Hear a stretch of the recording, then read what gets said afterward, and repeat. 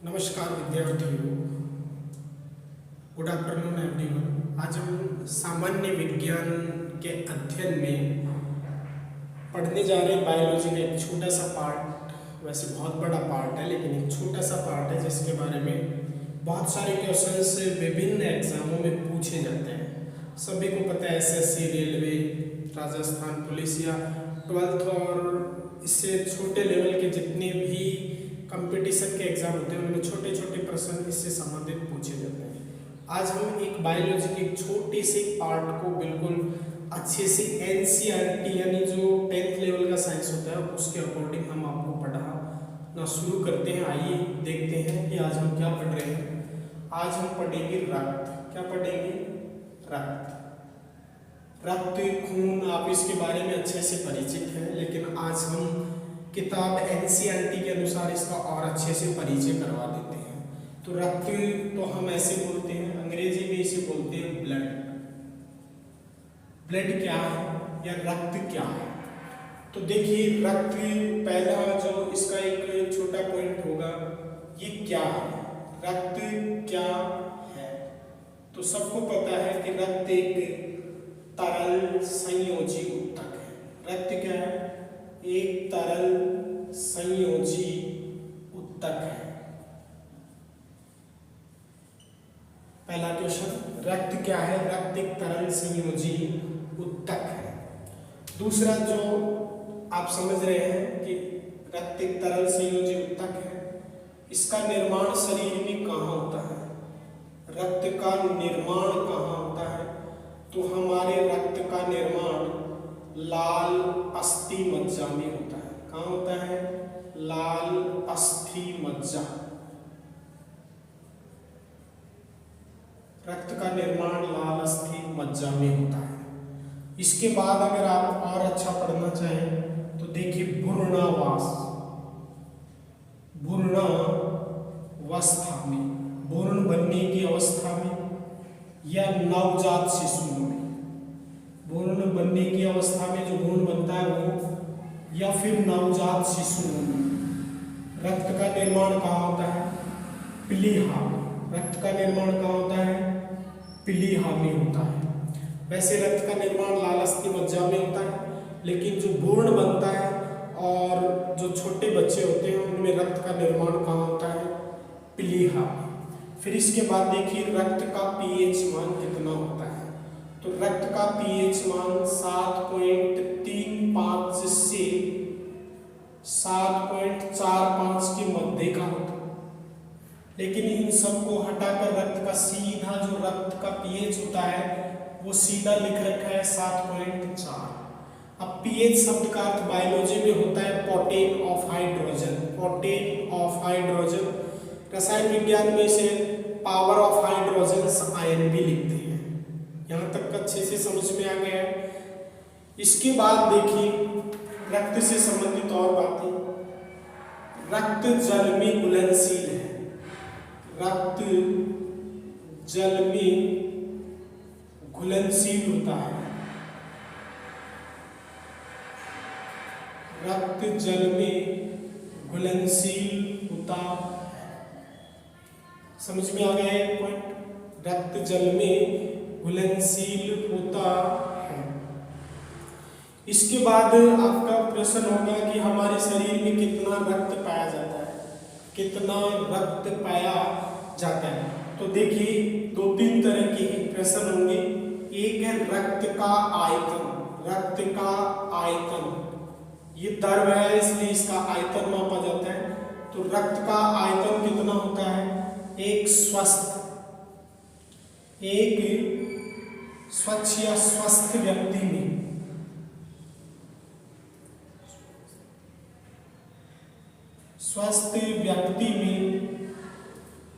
ये 5 लीटर होता है। कितना लीटर होता है? 5 लीटर। कई बुक्स में आपको 5 से 6 लीटर भी लिखा हुआ मिल जाएगा कि 5 से 6 लीटर होता है, लेकिन सामान्यतः ये 5 लीटर होता है। और इसे अच्छे से याद करने के लिए आप इधर देखिए, अगर अपने शरीर का भार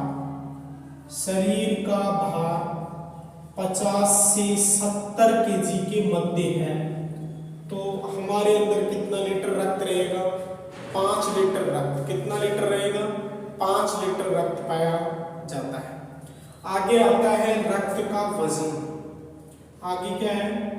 रक्त का वजन, कि अपने रक्त का वजन कितना होता है। अब देखिए आयतन अलग है और वजन अलग है। रक्त में जो ठोस पदार्थ होते हैं उनका वेट कितना होता है, तो आप इसे अच्छे से समझ लीजिए। 7% कितना? 7% शरीर के भार का, शरीर के भार का कितना होता है? 7%। 7% का मतलब आप समझ गए होंगे। अगर किसी के शरीर का भार 50 केजी है तो उसका 7% कितना परसेंट? 7% यानी 3.5 केजी रक्त उसमें पाया जाएगा। समझ में आया कि शरीर में रक्त का आयतन स्वस्थ व्यक्ति में 5 लीटर होता है। शरीर भार का 50 से 70 किलोग्राम है। अगर उसका भार, शरीर का भार कितना है? 50 से 70 केजी है तो उसके अंदर 5 लीटर रक्त होगा। रक्त का वजन कितना होता है? शरीर के भार का 7%। शरीर के भार का 7% इसका वेट होता है। जैसे आप ऐसे निकाल लेंगे। फिर इसके बाद देखिए आगे है रक्त के संगठक। आगे क्या है? रक्त के संगठक। रक्त के संगठक या रक्त का संगठन, कि रक्त में कौन कौन से पदार्थ पाए जाते हैं। तो देखिए रक्त के अंदर क्या पाया जाता है? प्लाज्मा। रक्त के अंदर क्या पाया जाता है? प्लाज्मा पाया जाता है। इसके बाद प्लाज्मा और कणिकाएं, 2 प्रकार की संगठक होती हैं। एक तो प्लाज्मा होता है और दूसरा होता है कोशिकाएं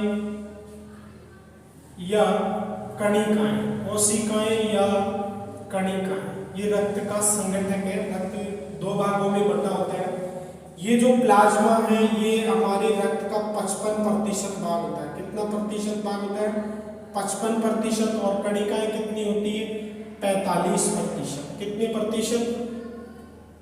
प्लाज्मा 55%, कोशिकाएं 45% होती है। अब इन 45% में भी देखिए आरबीसी कितनी होती है? आरबीसी होती है टोटल 41%। कितनी होती है? आरबीसी होती है 41%। इसके बाद डब्ल्यूबीसी, इसके बाद क्या आती है? डब्ल्यूबीसी। डब्ल्यूबीसी होती है 4%। कितनी परसेंट? 4%। तो ये हो गई 45% कणिकाएं और 55% प्लाज्मा। समझ में आ गया होगा यहाँ तक कि ये रक्त के संगठन के रक्त को 2 भागों में बांटा है। प्लाज्मा 55% होता है और कणिकाएं होती है 45%। समझ में आ गया? किसी को यहाँ तक कोई डाउट नहीं है? आगे देखिए, ये जो प्लाज्मा है ये द्रवित भाग है जिसे हम लिक्विड बोलते हैं। कौन सा भाग है?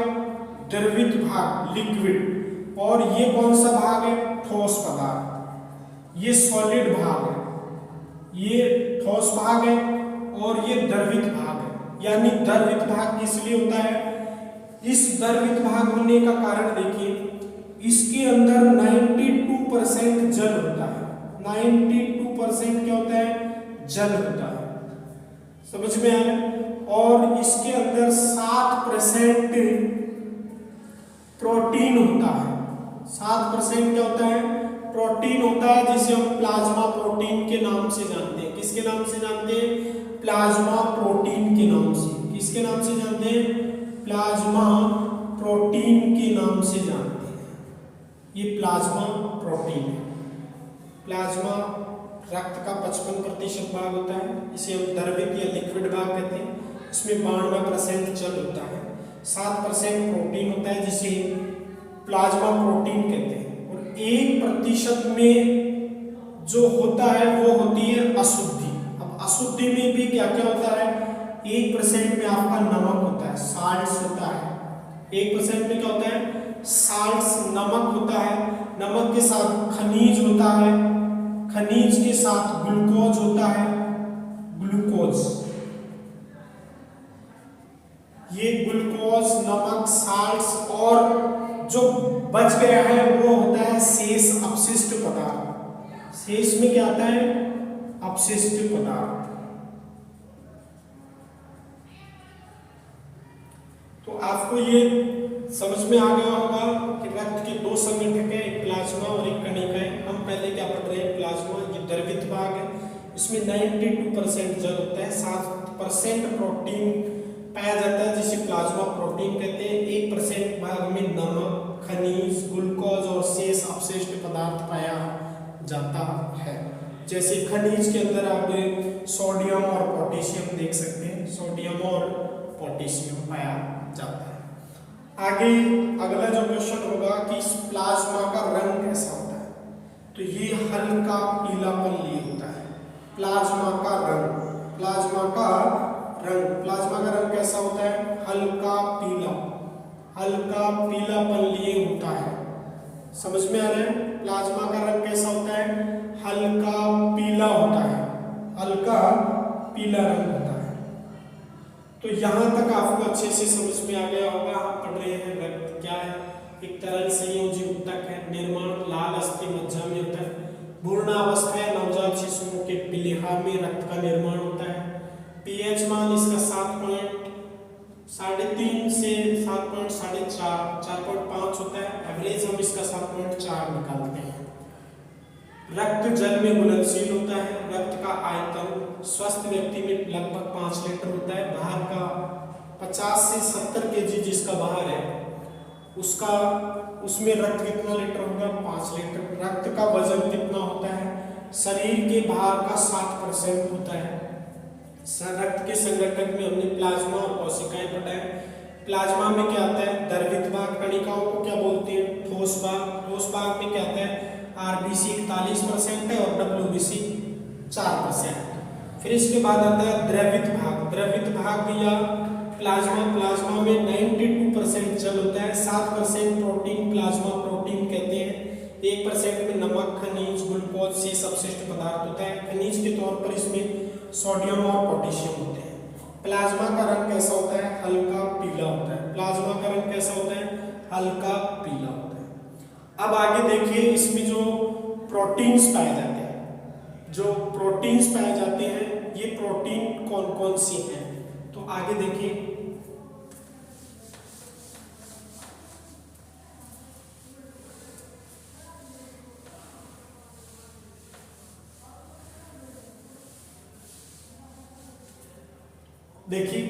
प्लाज्मा में 4 प्रकार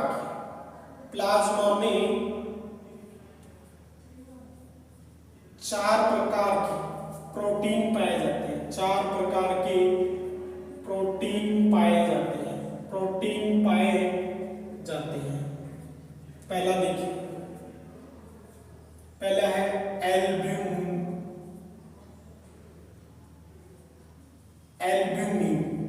कौन सा है? एल्ब्यूमिन। थोड़ा सा एल्ब्यूमिन। कितने प्रकार के प्रोटीन पाए जाते हैं? प्लाज्मा में जो 7% प्लाज्मा प्रोटीन होते हैं, इनमें सबसे पहला प्रोटीन कौन सा पाया जाता है? एल्ब्यूमिन। और ये सर्वाधिक होता है। कितना होता है? सर्वाधिक प्रकार का होता है। ये लगभग सभी प्रोटीनों में लगभग 60% भाग होता है। कितना परसेंट भाग होता है? 60% भाग होता है। कौन सा? एल्ब्यूमिन सबसे ज्यादा 60% पाया जाता है। और ये कार्य क्या करता है? यह रक्त को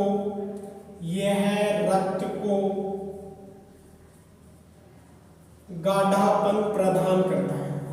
रक्त को गाढ़ापन प्रदान करता है। एल्ब्यूमिन जो प्रोटीन है ये सर्वाधिक 60% पाया जाता है और ये रक्त को कैसा बनाता है? गाढ़ा। कैसा करता है? गाढ़ा करता है। इसके बाद जो दूसरा है वो है ग्लोब्यूमिन। दूसरा कौन सा है? ग्लोब्यूमिन, दूसरा है ग्लोब्यूमिन।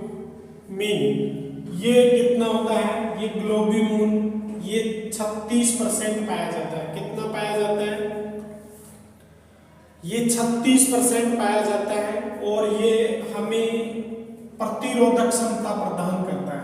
ये हमें क्या प्रदान करता है, प्रतिरोधक क्षमता प्रदान करता है, प्रतिरोधक क्षमता प्रदान करता है। हम क्या पढ़ रहे हैं, प्लाज्मा में 4 प्रकार के प्रोटीन पाए जाते हैं। पहला है एल्ब्यूमिन, ये सर्वाधिक 60% पाया जाता है, रक्त को गाढ़ापन प्रदान करता है। दूसरा है ग्लोब्यूमिन, दूसरा कौन सा है, ग्लोब्यूमिन। तो ये क्या करता है, ग्लोब्यूमिन लगभग 36% पाया जाता है, ये प्रतिरोधक क्षमता प्रदान करता है। आगे है तीसरा है जो है प्रोथ्रोम्बिन, प्रोथ्रोम्बिन, प्रोथ्रोम्बिन ये तीसरा है। और इसके बाद एक और है चौथे नंबर का, उसका नाम है फाइब्रोजिन, फाइब्रोजिन। ये दोनों प्लाज्मा के प्रोटीन है और ये दोनों की जो मात्रा है वो कितनी होती है, 4%। कितनी होती है, 4%। और ये दोनों मिलकर क्या करते हैं, ये रक्त का थक्का जमाते हैं। क्या करते हैं, रक्त का थक्का जमाने का कार्य करते हैं। रक्त का थक्का जमाने का, रक्त का थक्का जमाने का कार्य करते हैं, जमाने का कार्य करते हैं। क्या समझ में आया, प्लाज्मा में 4 प्रकार के प्रोटीन पाए जाते हैं। एल्ब्यूमिन सर्वाधिक 60% होता है, रक्त को गाढ़ापन प्रदान करता है। ग्लोब्यूमिन ये 36% होता है, प्रतिरोधक क्षमता प्रदान करता है। प्रोथ्रोम्बिन और फाइब्रोजिन ये 2 और प्रोटीन हैं जिनकी मात्रा 4% होती है और ये रक्त को थक्का जमाने का कार्य करते हैं। यहाँ तक अच्छे से समझ में आ गया होगा। आगे देखिए, अच्छे अच्छे जो क्वेश्चंस हैं, हमारी नसों में, हमारी नसों में रक्त को जमने से रोकता है, रक्त को जमने से रोकता है। कौन सा प्रोटीन है जो रक्त को नसों में जमने से रोकता है, रक्त को नसों में जमने से रोकता है? तो वो है आपका हिपेरिन। कौन सा है, हिपेरिन नामक एक पदार्थ है जो क्या करता है, रक्त को नसों में जमने नहीं देता है, निरंतर बहते रहने देता है। जैसे ही रक्त नसों से बाहर आता है, जैसे ही रक्त नसों से बाहर आता है, हिपेरिन समाप्त हो जाता है और रक्त का क्या बन जाता है, थक्का जम जाता है। रक्त का क्या हो जाता है, थक्का जमता है। रक्त नसों से बाहर आता है, रक्त नसों से बाहर आता है, कट जाने पर या लग जाने पर बाहर आता है तो रक्त का थक्का जम जाता है, रक्त का थक्का जम जाता है, रक्त का थक्का जम जाता है। समझ में आए? जब तक रक्त नसों में बह रहा है तब तक हिपेरिन नाम का पदार्थ उसे जमने नहीं देता है, लेकिन जैसे ही रक्त कटने या टूटने से बाहर आता है तो आपका ये जो प्रोटीन है ये क्या करता है, रक्त को थक्का जमा देते हैं। आगे देखिए, हिपेरिन का निर्माण कहाँ होता है, हिपेरिन का निर्माण, हिपेरिन का निर्माण कहाँ होता है? तो हिपेरिन का निर्माण आपका यकृत में होता है। कहाँ होता है, यकृत में, जिसे आप बोलते हैं लीवर। तो ये यकृत में हिपेरिन का निर्माण होता है। हिपेरिन क्या है, हिपेरिन क्या है? हिपेरिन एक कार्बोहाइड्रेट है। हिपेरिन क्या है, हिपेरिन एक कार्बोहाइड्रेट है और इस कार्बोहाइड्रेट में भी ये एक पॉलीसैकेराइड है, एक पॉलीसैकेराइड है। क्या है, एक पॉलीसैकेराइड है। तो ये था आपके प्लाज्मा का परिचय कि प्लाज्मा में 4 प्रकार के प्रोटीन है, एल्ब्यूमिन, ग्लोबुमिन, प्रोथ्रोम्बिन और फाइब्रोजिन। ये इनके कार्य हैं। हमारी नसों में रक्त को जमने से रोकता है, उस पदार्थ का नाम हिपेरिन है। रक्त नसों से बाहर आता है तो रक्त का थक्का जम जाता है। हिपेरिन का निर्माण यकृत में होता है। और हिपेरिन क्या है? हिपेरिन एक कार्बोहाइड्रेट है और कार्बोहाइड्रेट का भी कौन सा भाग है? पॉलीसेकेराइड। कौन सा भाग है? पॉलीसेकेराइड। आगे देखिए प्लाज्मा के कार्य। आगे क्या है? प्लाज्मा के कार्य। रक्त में प्लाज्मा क्या कार्य करता है? तो आपको ये पता लग गया है कि प्लाज्मा एक तरल पदार्थ है, लिक्विड वाला भाग है। तो इसका जो मुख्य कार्य है वो आपने पीछे वैसे पढ़ लिया है, क्या क्या कार्य है। फिर भी आप एक साथ देखिए कि रक्त में प्लाज्मा का क्या कार्य है। तो देखिए पहला, रक्त को परिसंचरण प्रदान करता है। रक्त को परिसंचरण प्रदान करता है। रक्त को परिसंचरण प्रदान करता है।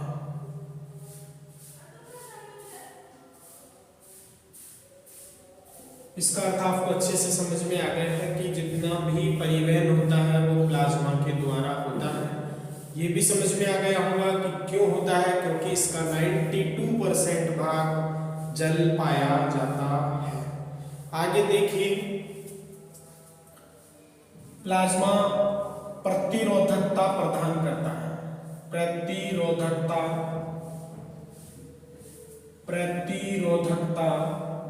प्रदान करता है। प्रदान करता है। प्रतिरोधकता आपने पढ़ लिया है कि प्लाज्मा में प्रोटीन पाया जाता है और वो प्रोटीन विशेष तौर पर क्या करता है? प्रतिरोधक क्षमता प्रदान करता है। तीसरा जो इसका कार्य होगा, ये रक्त को थक्का जमाने का कार्य करता है। रक्त का थक्का जमाता है। रक्त का क्या करता है? थक्का जमाता है। पढ़ लिया ना पीछे, समझ में आ गया आराम से कि प्लाज्मा रक्त का थक्का जमाने का कार्य भी करता है। इसके बाद आगे देखिए,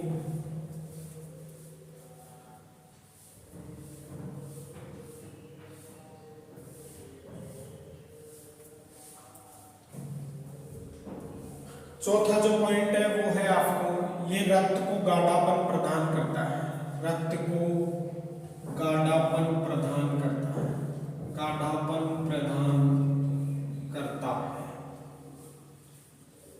प्लाज्मा। रक्त को क्या देता है? गाढ़ापन प्रदान करता है।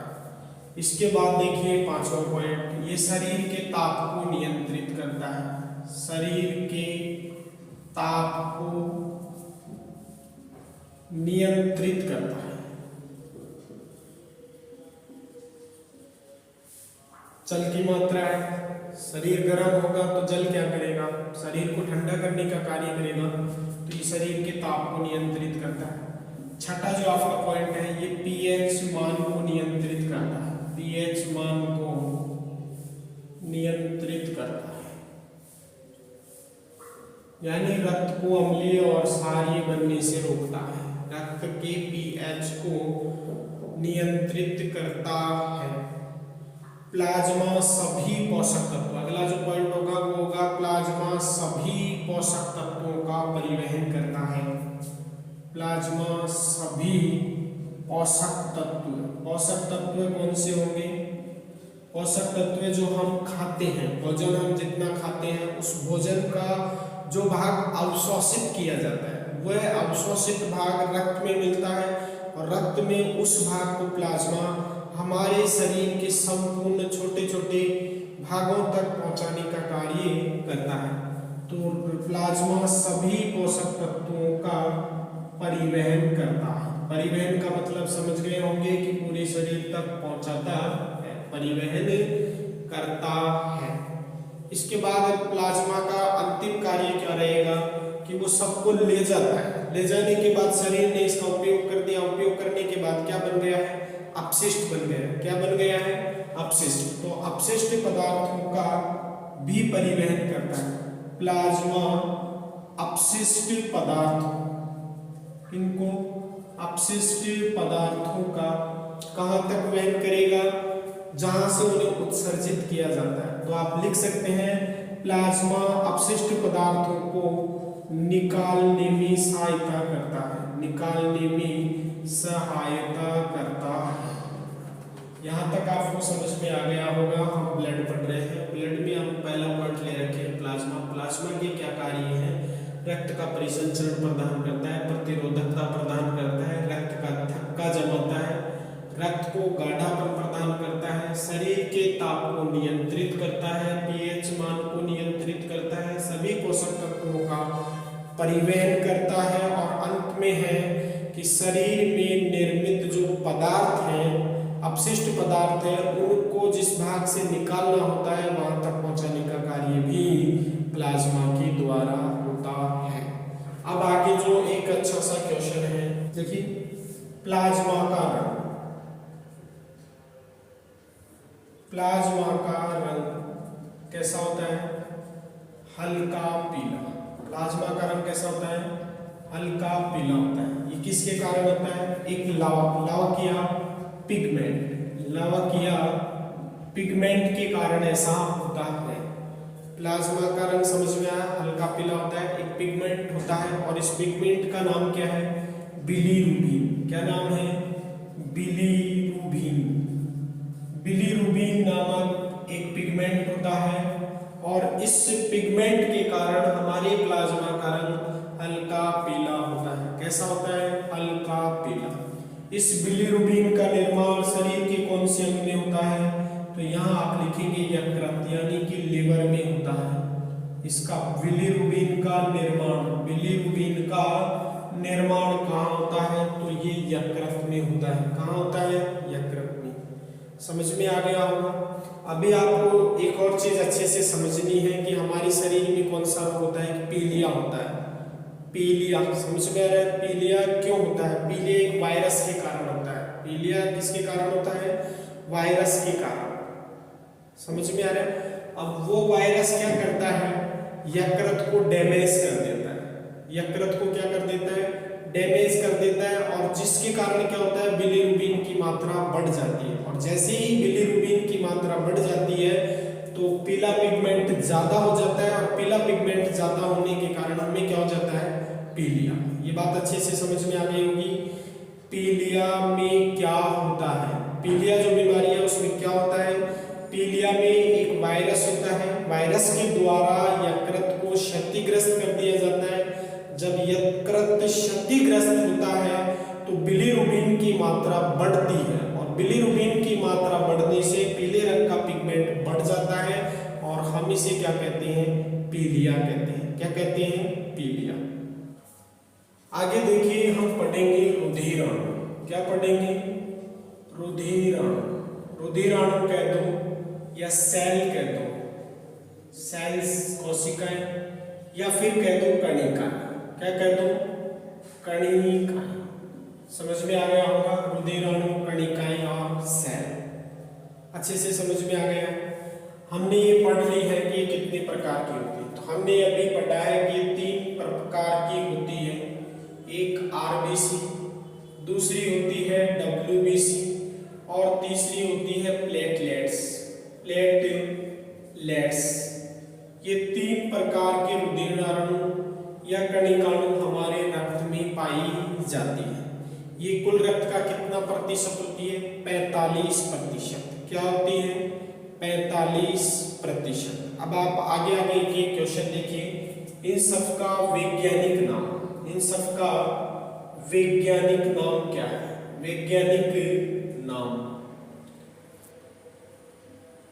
विज्ञान में इन्हें किस नाम से जाना जाता है? तो पहली जो है बेटा वो है आरबीसी। हम इन्हें जानते हैं एरिथ्रोसाइट। किस नाम से जानते हैं?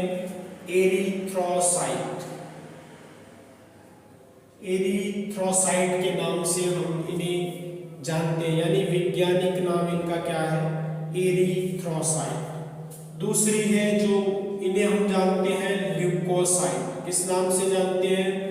ल्यूकोसाइट। ल्यूकोसाइट के नाम से हम किसको जानते हैं? WBC को। किसको जानते हैं? WBC को। और प्लेटलेट्स का जो नाम होगा वो होगा, तीसरा जो वैज्ञानिक नाम होगा वो है आपका थ्रोम्बोसाइट। कौन सा नाम है? थ्रोम्बोसाइट। थ्रोम्बोसाइट, ये इन तीनों के क्या हो गए? वैज्ञानिक नाम।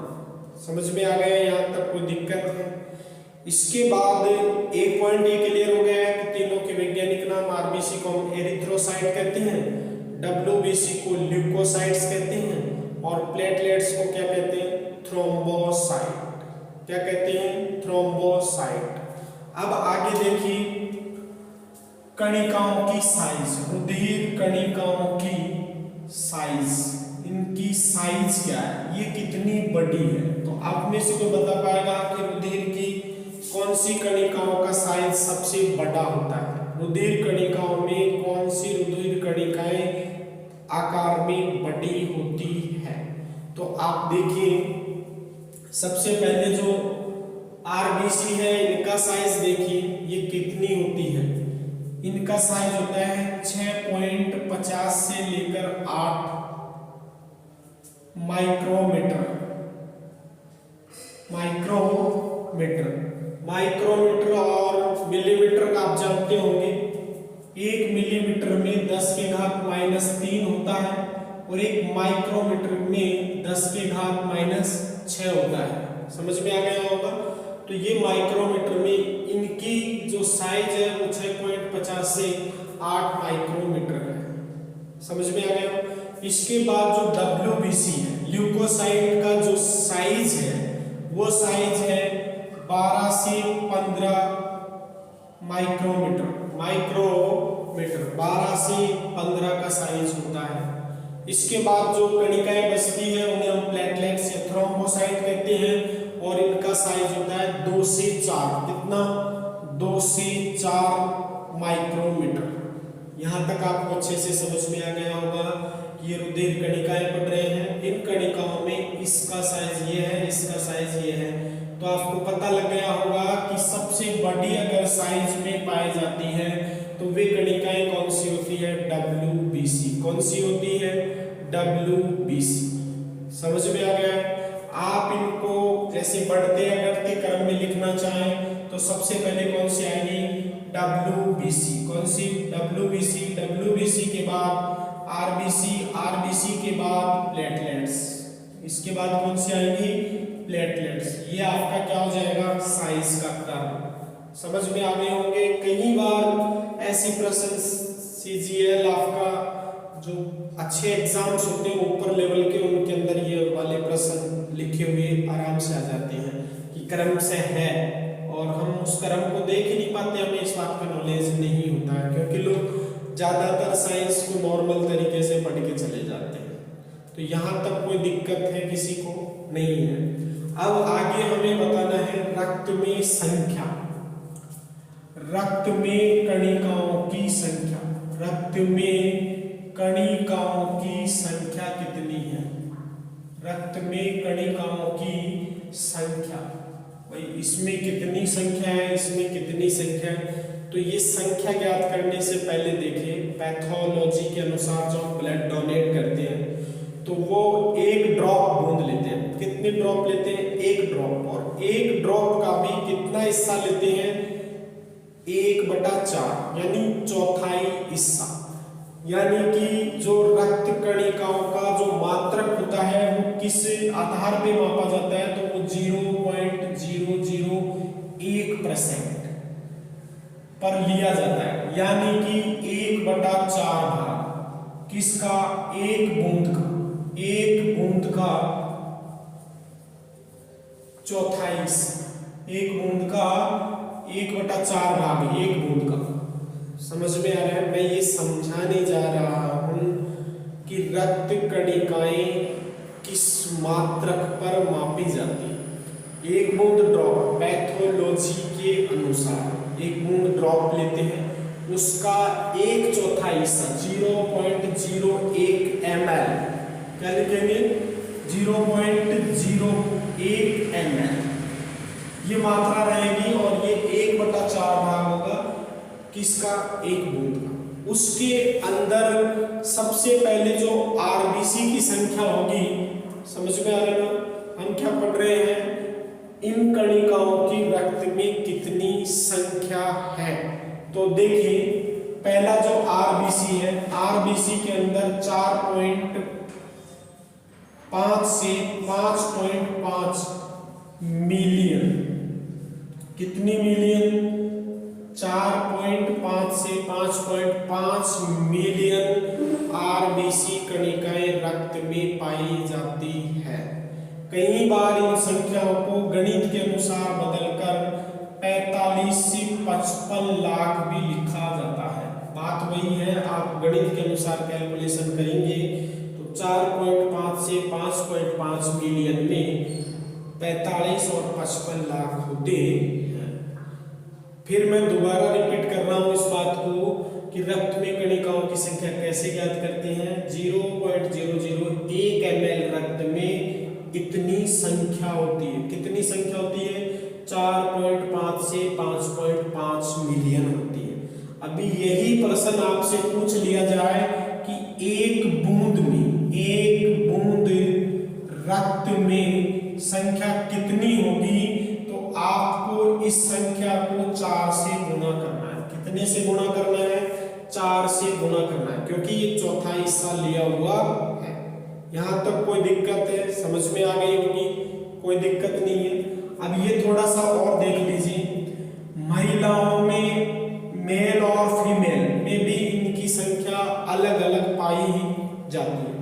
मेल और फीमेल, मेल के अंदर इनकी संख्या अधिक होती है, ये 5 से 5.5 होती है, 5 से 5.5 मिलियन के मध्य होती है। और ये फीमेल में 4.5 से, कहां से, 4.5 से 5 मिलियन के बराबर होती है। और औसत कितनी होती है, 5। औसत कितनी होती है, 5 मिलियन कणिकाएं कौन सी वाली, आरबीसी वाली, कहां पाई जाती है, रक्त में पाई जाती है। तो यहां तक आपको अच्छे से समझ में आ गया होगा। रक्त में कणिकाओं की संख्या 0.1 ml में लेते हैं, यानी बूंद का चौथाई भाग में लेते हैं। आरबीसी की संख्या इतनी होती है, एक बूंद अगर रक्त में निकालना है तो इन संख्या को 4 से गुना करना है। मेल के अंदर आरबीसी इतनी होती है, फीमेल में इतनी होती है। और औसत कितनी होती है, 5 मिलियन। औसत कितनी होती है, 5 मिलियन। यहां तक कोई दिक्कत है। दूसरा हमारा जो पॉइंट है वो है आरबीसी। दूसरा क्या है, आरबीसी खत्म हो गया है, अब है डब्ल्यूबीसी। डब्ल्यूबीसी रक्त कणिकाओं में कितनी होती है, मात्रक वही है, वही चौथाई पे है। और इनकी संख्या 4000 से 11000 होती है। कितनी होती है, 4000 से 11000। कितने में होती है, वही एक चौथाई बूंद में है। अगर आप इन्हें एक बूंद में निकालना चाहते हैं तो क्या करना होगा, वही आपको 4 से गुना करना होगा। ठीक है, यहां तक कोई दिक्कत नहीं है। इसके बाद जो दूसरी जो है वो है आपकी प्लेटलेट्स। कौन सी है, थ्रोम्बोसाइट। थ्रोम्बोसाइट्स की संख्या कितनी होती है, तो वो देखिए 1.5 से लेके 4.5 मिलियन। कितनी मिलियन, नहीं गलत है, मिलियन ये होती है, ये हजारों में होती है। और ये किसमें होगी, लाखों में। किसमें होगी, लाखों में। तो ये 1.5 लाख से 4.5 लाख के मध्य पाई जाती है, क्या, प्लेटलेट्स पाई जाती है।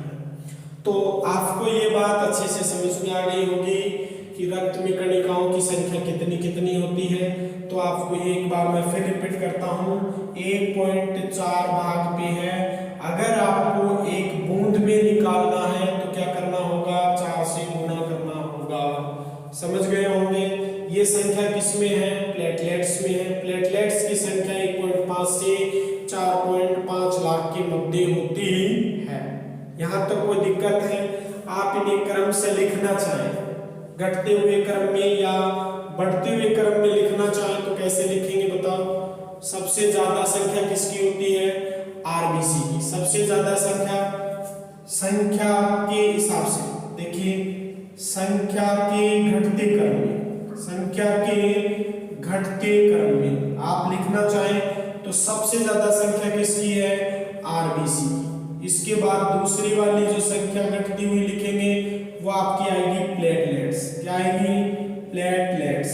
और प्लेटलेट्स के बाद क्या आएगी, डब्ल्यूबीसी। क्या आएगी, डब्ल्यूबीसी। डब्ल्यूबीसी की संख्या हजारों में होती है, प्लेटलेट्स की संख्या लाखों में होती है और आरबीसी की संख्या मिलियनों में होती है। तो यहां तक आपको अच्छे से समझ में आ गया होगा। एक और प्रश्न है, तीनों कणिकाओं का सरल अनुपात। तीनों कणिकाओं का सरल अनुपात क्या होगा, सरल अनुपात क्या होगा, कि ये अपन जो अनुपात या औसत निकालते हैं वो अनुपात क्या होगा। तो पहले देखिए, पहले जैसे आरबीसी है, आरबीसी की संख्या होगी कितनी, 600। आरबीसी की संख्या कितनी होगी, 600। डब्ल्यूबीसी की संख्या होगी 1 और प्लेटलेट्स की संख्या होगी 40।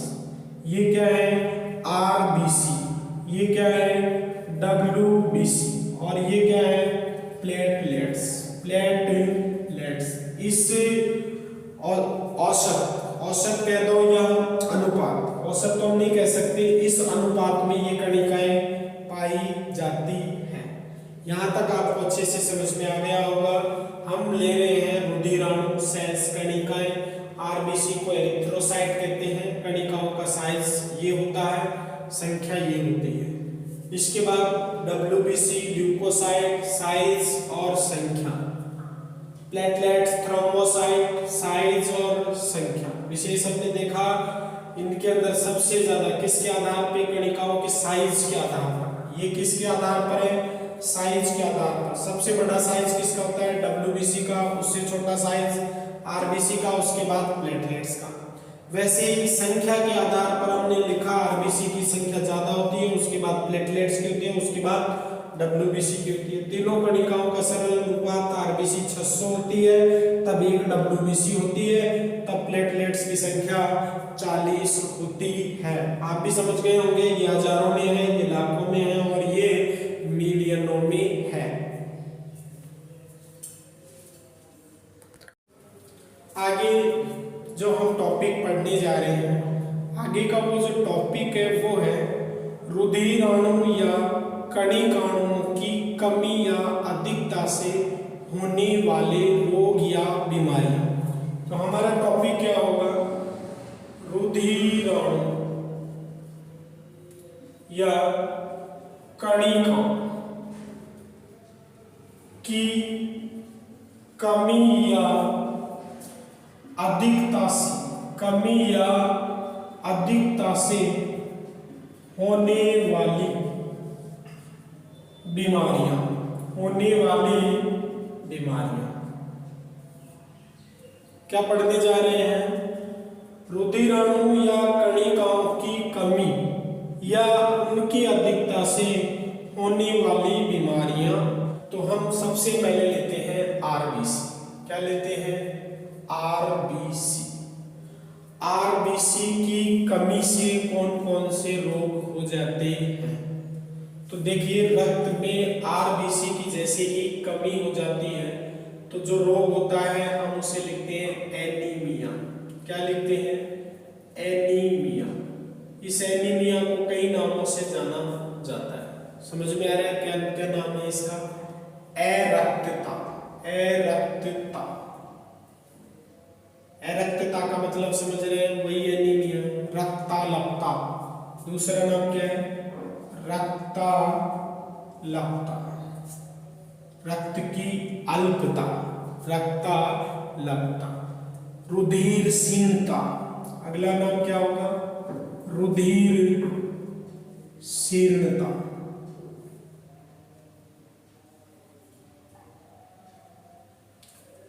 ये बात आपको अच्छे से समझ में आ गई होगी। आरबीसी, रक्त में आरबीसी की कमी के कारण एनीमिया, अरक्तता, रक्तलपता या रुधिर क्षीणता हो जाती है। और भी आप इसे लिख सकते हैं जैसे खून की कमी, खून की कमी। अब आप देखिए, ये जब सभी एक ही बीमारी है कि रक्त में आरबीसी की कमी हो गई है, तो इसका हमारे शरीर पर क्या प्रभाव दिखाई देगा? तो इससे हमारा शरीर कैसा दिखाई देगा? पीला। शरीर कैसा हो जाएगा? पीला हो जाएगा। शरीर का रंग कैसा हो जाएगा? पीला हो जाएगा। तो ये सब क्या है? आरबीसी की कमी के कारण। अब देखिए, आरबीसी की कमी यानी रुधिर में आयरन तत्व की कमी, बात एक ही है, समझ में आ गया है। तो लोहा पोषक तत्व है। अब जब हम पोषक तत्व पढ़ेंगे तब बताएंगे कि पोषक तत्व कौन से लेने चाहिए। फिलहाल हम पढ़ रहे हैं रोगाणु की कमी या अधिकता से होने वाले रोग। तो आरबीसी की कमी, आरबीसी की कमी से कौन कौन से रोग हुए ये देखिए आप। कमी से, तो ये आरबीसी की कमी से एनीमिया होता है। और दूसरा देखिए, आरबीसी की अधिकता, आरबीसी की अधिकता, अगर रक्त में आरबीसी की मात्रा बढ़ गई है तो शरीर में क्या लक्षण दिखाई देंगे? समझ में आ रहा है? तो देखिए, अगर आरबीसी बढ़ेगी, आप थोड़ा सा कॉमन सेंस में समझने की कोशिश कीजिए। रेड ब्लड सेल्स बढ़ेगी यानी लाल रंग बढ़ेगा, तो शरीर लाल हो जाएगा। कैसा हो जाएगा? शरीर लाल हो जाएगा। देखिए, शरीर लाल हो जाएगा, ठीक है। इसके बाद देखिए, दूसरा आप ये भी, शरीर पर लाल रंग के चकत्ते बन जाएंगे। शरीर पर लाल रंग के चकत्ते, चकत्ते या समझ गए होंगे, चकत्ते बन जाएंगे, जिन्हें आप चकत्ते लिख दीजिए, चिकते नहीं, चकत्ते हो जाएंगे। कहने का मतलब है लाल रेड स्पॉट्स हो जाएंगे, जगह जगह आपके शरीर पर लाल रंग के स्पॉट्स बन जाएंगे। और इस लाल रंग के जो स्पॉट्स बनते हैं उसे विज्ञान में जो बीमारी का नाम दे रखा है वो है पॉलीसाइथीमिया। कौन सा नाम है? पॉलीसाइथीमिया। शरीर पर लाल रंग के चकत्ते बनने वाली बीमारी का नाम क्या है? पॉलीसाइथीमिया, पॉलीसाइथीमिया, इस बीमारी का नाम ये है, पॉलीसाइथीमिया। पॉलीसाइथीमिया क्या है? आरबीसी की मात्रा बढ़ने पर शरीर लाल हो जाता है या लाल रंग के चकत्ते हो जाते हैं। इस बीमारी का नाम क्या है? पॉलीसाइथीमिया। तो ये तो था बेटा आरबीसी की कमी और आरबीसी की अधिकता से होने वाले रोग। अब इसके बाद देखिए डब्ल्यूबीसी। ये तो हो गई आरबीसी और इसके बाद क्या आएगी? डब्ल्यूबीसी। डब्ल्यूबीसी से कौन कौन से रोग होंगे? तो देखिए यहाँ आप लिखिए डब्ल्यूबीसी। डब्ल्यूबीसी की कमी और डब्ल्यूबीसी की अधिकता से कौन कौन से रोग हो जाते हैं? तो देखिए डब्ल्यूबीसी की कमी, सबसे पहले क्या लिखेंगे? डब्ल्यूबीसी की कमी, डब्ल्यूबीसी की कमी। तो आप इस प्रश्न को थोड़ा सा अच्छे से समझने की कोशिश कीजिए कि डब्ल्यूबीसी हमारे रक्त को प्रतिरोधकता प्रदान करता है, यानी रोगों की क्षमता प्रदान करता है। अगर ऐसी स्थिति में हमारे शरीर में डब्ल्यूबीसी की कमी हो जाएगी तो शरीर में लड़ने वाला कोई नहीं रहेगा। ये बात आप अच्छे से समझ गए होंगे कि जब प्रतिरक्षी तंत्र ही नहीं रहेगा तो शरीर में कितनी भी बीमारियां हो सकती है। कहने का मतलब मल्टी डिजीज का मतलब बहुत सारी बीमारियां हो जाएंगी। समझ में आ रहा है? अब इस बहुत सारी बीमारी होने को हम क्या कहते हैं? समझ में आ रहा है? तो देखिए WBC की कमी से बहुत सारी बीमारियां हो जाएंगी। क्या हो जाएंगी? बहुत सारी बीमारियां हो जाएंगी। ठीक है, और इन बहुत सारी बीमारियों को हम क्या कहते हैं? विज्ञान में जो टॉपिक है इसके लिए वो है ल्यूकोसाइटोपिनिया। कौन सी बीमारी हो जाएगी? ल्यूकोसाइटोपिनिया। ल्यूकोसाइटोपिनिया। ल्यूकोसाइटोपिनिया समझ में आया? WBC की कमी से, WBC क्या है आप समझ गए, ये हमारा प्रतिरक्षी तंत्र है। अगर इसकी संख्या कम होगी तो मल्टी डिजीज यानी बहुत सारी बीमारियां हमारे शरीर में होगी, और उसको हम क्या कहते हैं समझ गए होंगे। तो ये क्या हो गया है? ल्यूकोसाइटोपिनिया, बहुत सारी बीमारियों को। आगे जो प्रश्न है वो है WBC की मात्रा बढ़ गई है। समझ में आ रहा है? तो इसको थोड़ा सा अच्छे से समझने की कोशिश कीजिए। WBC की मात्रा बढ़ गई है तो वे क्या करेंगी?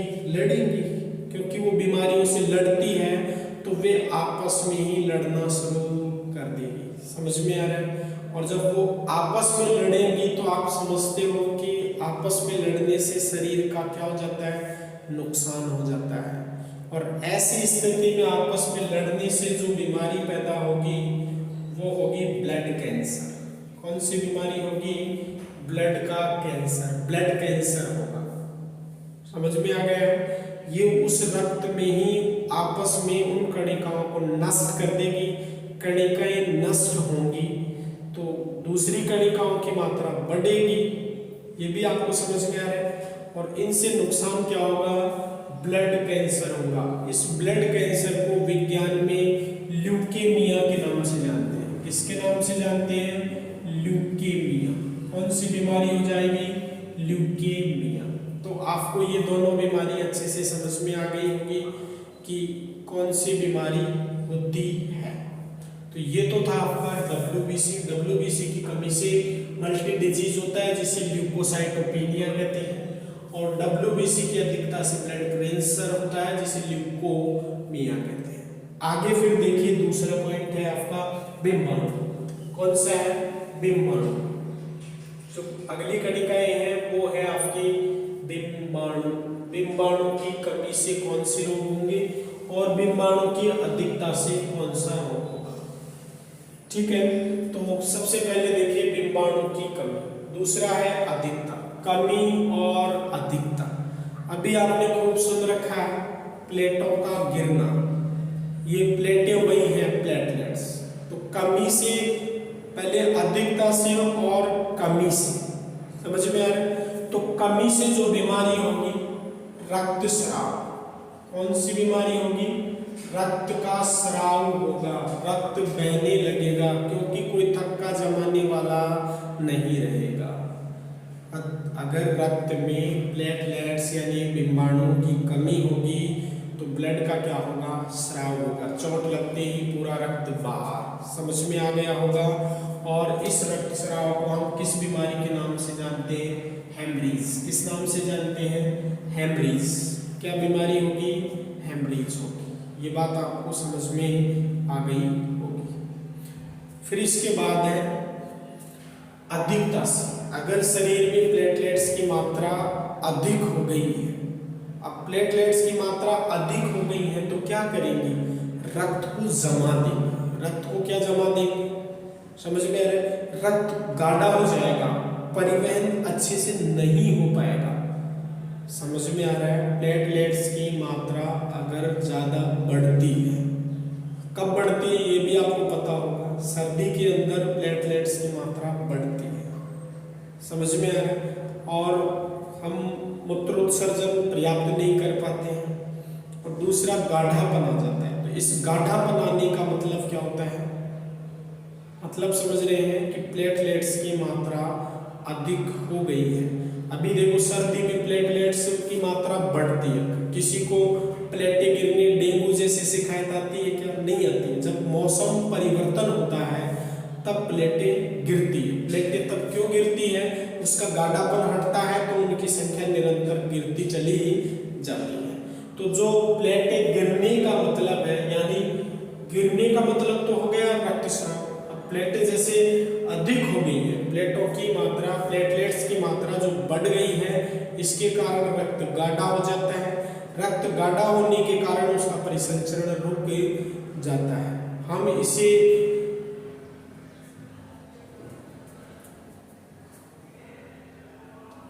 किस नाम से जानेंगे? अधिकता के कारण हम इसे जो नाम देंगे वो होगा थ्रोम्बोसिस। कौन सी बीमारी होगी? थ्रोम्बोसिस। थ्रोम्बोसिस। अधिकता के कारण कौन सी बीमारी होगी? थ्रोम्बोसिस। ये बात समझ में आ गया है। इस रक्तस्राव और हेमरेज को भी हम विज्ञान में किस नाम से जानते हैं? पता है आपको? पता नहीं है तो लिख लो। इसे कहते हैं थ्रोम्बोसाइटोपिनिया। क्या कहते हैं? थ्रोम्बोसाइटोपिनिया। थ्रोम्बोसाइटोपिनिया। ये कमी से जो रक्तस्राव होता है, हेमरेज होता है, जिसे विज्ञान में किस नाम से जानते हैं? थ्रोम्बोसाइटोपिनिया। इधर अधिकता से क्या होता है? थ्रोम्बोसिस। थ्रोम्बोसिस क्या काम करता है ये आपको समझ में आ गया होगा कि इस काम में क्या होता है? ये रक्त को गाढ़ा बना देता है, इनकी मात्रा बढ़ती है तो, और इससे परिवहन रुक जाता है। तो यहाँ तक सबको अच्छे से समझ में आ गया होगा। देखिए आरबीसी में क्या है। आगे हम पढ़ रहे हैं आरबीसी। आरबीसी के अंदर एक प्रोटीन पाया जाता है। क्या पाया जाता है? एक प्रोटीन, और उस प्रोटीन का नाम क्या है? हीमोग्लोबिन। हीमोग्लोबिन। क्या पाया जाता है? हीमोग्लोबिन नामक एक प्रोटीन पाया जाता है। समझ में आ गया? और ये हीमोग्लोबिन नाम का प्रोटीन क्या करता है? यह रक्त को लाल रंग प्रदान करता है। क्या करता है? लाल रंग प्रदान करता है। क्या समझ में आया? आरबीसी के अंदर एक विशेष प्रोटीन पाया जाता है। इस प्रोटीन का नाम क्या है? हीमोग्लोबिन। ये रक्त को लाल रंग प्रदान करता है। आपने इसके बारे में सुना होगा, एक वर्णक पाया जाता है, पिगमेंट या लॉग पाया जाता है, लेकिन ये होता क्या है? ये एक विशेष प्रकार का प्रोटीन होता है। अब आप इसे देखिए, तोड़ के लिखिए। हेम और ग्लोबिन। हेम और ग्लोबिन। हेम शब्द का अर्थ क्या होता है? आयरन। आयरन का अर्थ है लोहा। हेम से हेमेटाइट। अगर आपने रसायन विज्ञान में पढ़ा है तो हेमेटाइट को बोलेंगे लोहा। तो ये क्या हो जाएगा? आयरन। और ग्लोबिन क्या है पता है आपको? एक प्रोटीन है। ये एक क्या है? प्रोटीन। तो हीमोग्लोबिन क्या है? एक आयरन का बना हुआ प्रोटीन है। तो अब इस बात को समझ में आ गया होगा, हेम और ग्लोबिन समझ में आ रहा है। तो एक तो ये हो गया। एक अच्छा सा प्रश्न है, रक्त के अध्ययन को क्या कहते हैं? यानी रक्त का अध्ययन किस बुक में किया जाता है या किस के अंदर किया जाता है? रक्त के अध्ययन को हम क्या कहेंगे? तो इसका आंसर होगा हेमेटोलॉजी। क्या आंसर होगा? हेमोटोलॉजी। हेमोटोलॉजी। ये हेमेटोलॉजी है जिसके अंदर रक्त का अध्ययन किया जाता है।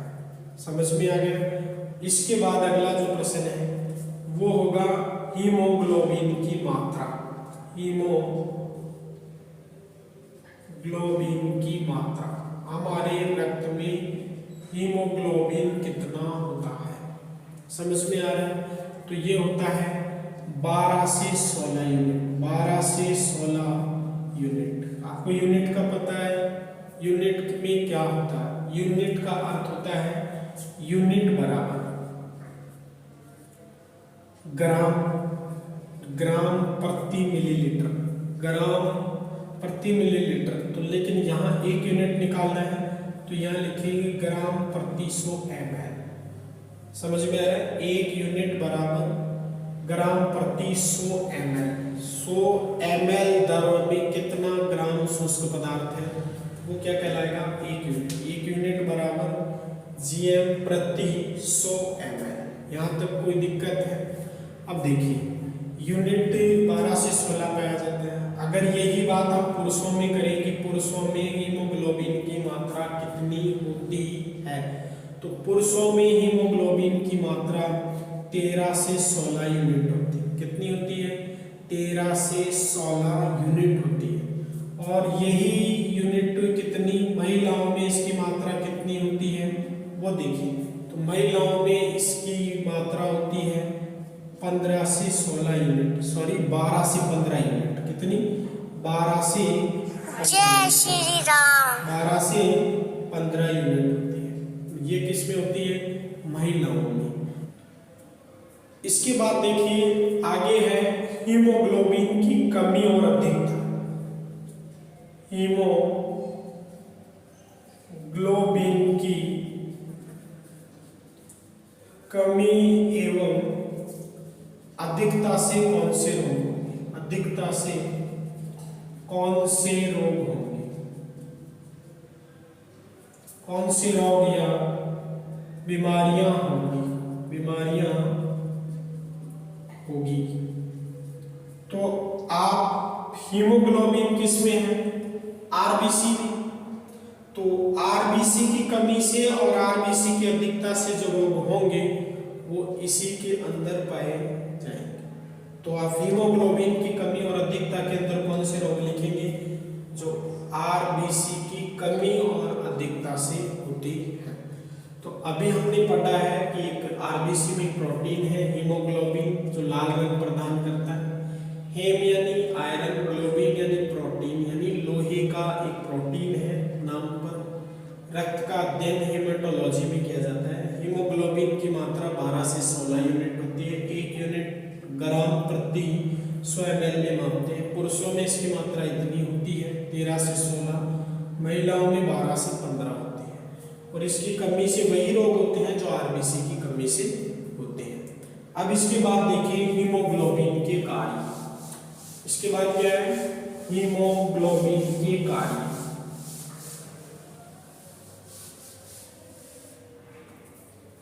हीमोग्लोबिन के कार्य। हीमोग्लोबिन के कार्य। हीमोग्लोबिन के कार्य। अब देखिए हमारे शरीर में यानी रक्त है, रक्त में हीमोग्लोबिन है। तो हीमोग्लोबिन क्या कार्य करता है? तो इस बात को समझने के लिए आप थोड़ी देर से अलग बात समझिए। आग जलाने के लिए किसकी आवश्यकता होती है? ऑक्सीजन की। किसकी आवश्यकता होती है? ऑक्सीजन की। ऑक्सीजन से आग जलेगी, जलेगी तो ऊर्जा देगी। समझ में आ? ऊर्जा देगी तो क्या होगा? भोजन पकेगा, भोजन पकेगा तो हमें ऊर्जा मिलेगी। वैसे ही हीमोग्लोबिन हमारे रक्त में ऑक्सीजन के साथ मिलकर ऑक्सी हीमोग्लोबिन बनाता है। ऑक्सी हीमोग्लोबिन बनाता है जो क्या करता है? भोजन को तोड़ने का कार्य करता है, जलाने का कार्य करता है और उससे हमें क्या मिलती है? ऊर्जा मिलती है। हीमोग्लोबिन समझ में आया कि हीमोग्लोबिन का पहला कार्य है ये oxygen plus haemoglobin. Oxygen plus haemoglobin इसके साथ ये मिलता है। समझ में आ गया? ऑक्सीजन हीमोग्लोबिन से मिलके क्या बनाता है? Oxy haemoglobin. Oxy haemoglobin. और ये ऑक्सी हीमोग्लोबिन क्या करता है? ये भोजन को जलाता है। हम जो भोजन करते हैं उसको जलाता है और जलाने के बाद क्या निकलती है?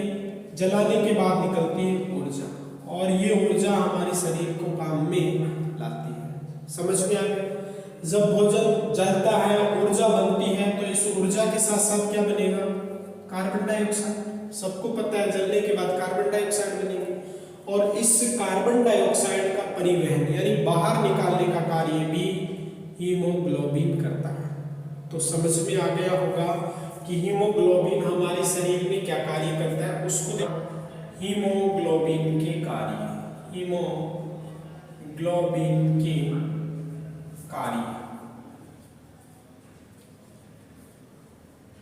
तो आप इस हीमोग्लोबिन के कार्यों को किस तरह से देखेंगे? छोटे छोटे कार्य हैं, बड़े महत्वपूर्ण हैं।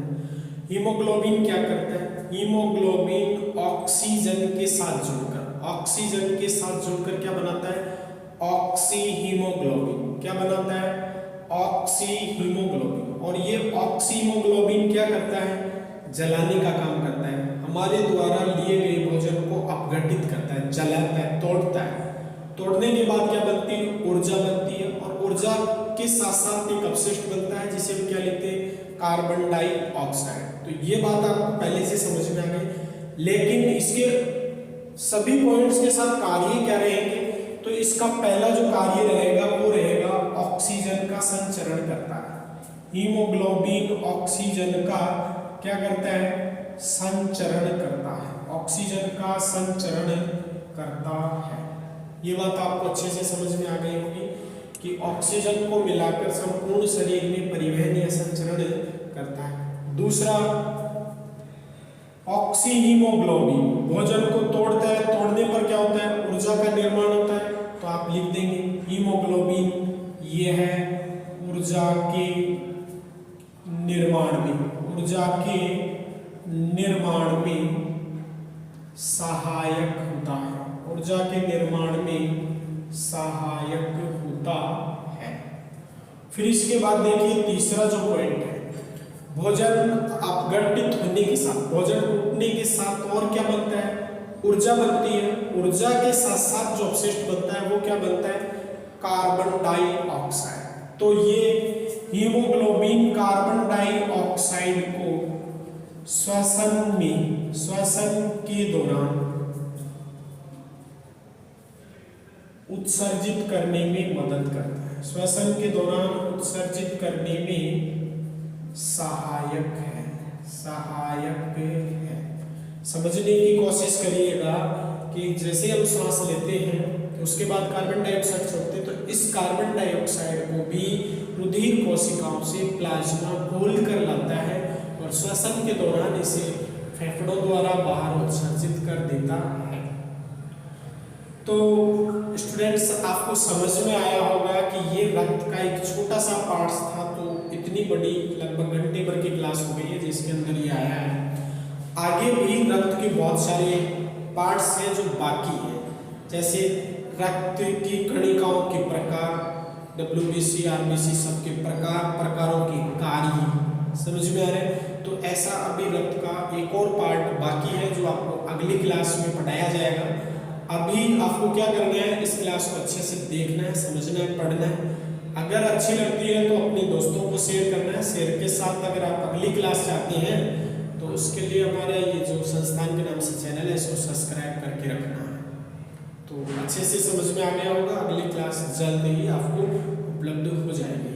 थैंक यू, धन्यवाद।